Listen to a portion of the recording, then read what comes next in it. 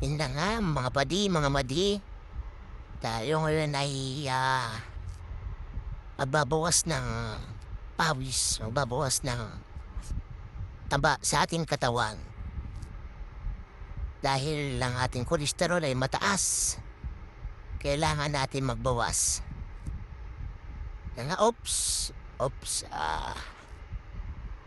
medyo makagaan muna mga padi, mga madi ang ating bubuhatin at tayo kung pwerasahin ng aking katawan at tayo'y mag-uumpisa pa lamang. Pangatlong araw ko pa lang sa pagbubuhat. Mahirap pwersahin ang ating mga ugat-ugat pa. Yan. Siya nga pala, mga madi, mga padi, 40 pounds lang yan. Tag 40 pounds lang yan. Magkabilaan. Yan. Sarap sa dibdib. Pampalapad yan ng chest. Para sexy sa panmin ni Mrs. Yan. Yan. Pag nag-uumpisa ka magbuhat, parang, baguhan ka pa lang uli. Pag bumalik ka sa pagbubuhat. Yan, konting tingin sa camera. Yan, konting pa-cute. Konting text ng triceps. Yeah. Tayo ngayon ay maghanap uli. Wait lang. Hantay-hantay lang tayo mga mati, mga padi, mga madi. Standby muna tayo.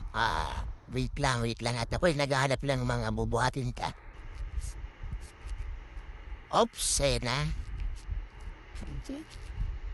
Yan, set up mo natin sa next, yan.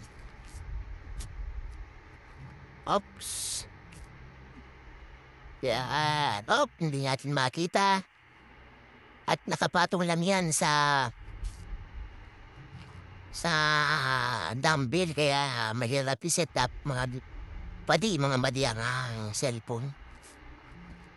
Yan. Yan, yung gagawin ko ngayon, mga padi, mga madi. Ayan na yung para magkaroon ng biyak yung pinakagitna ng dibdib. Tsaka pampalapad na rin yan sa chest yan. Galit na galit yung lolo nyo. Tingnan yung mukha ko. Hirap na hirap. Kasi para akong beginner pa lang. Pagbalik ko kasi, pag matagal kasi akong natigil sa pag-gym. Para masu-super science na yung lolo nyo.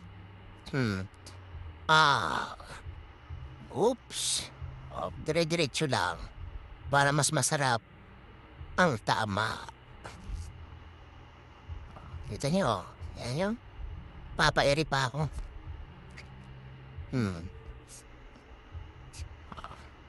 Konting papyot sa camera.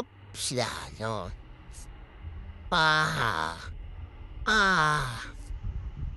Sige, bira. Sarap ng tama sa chest niyan.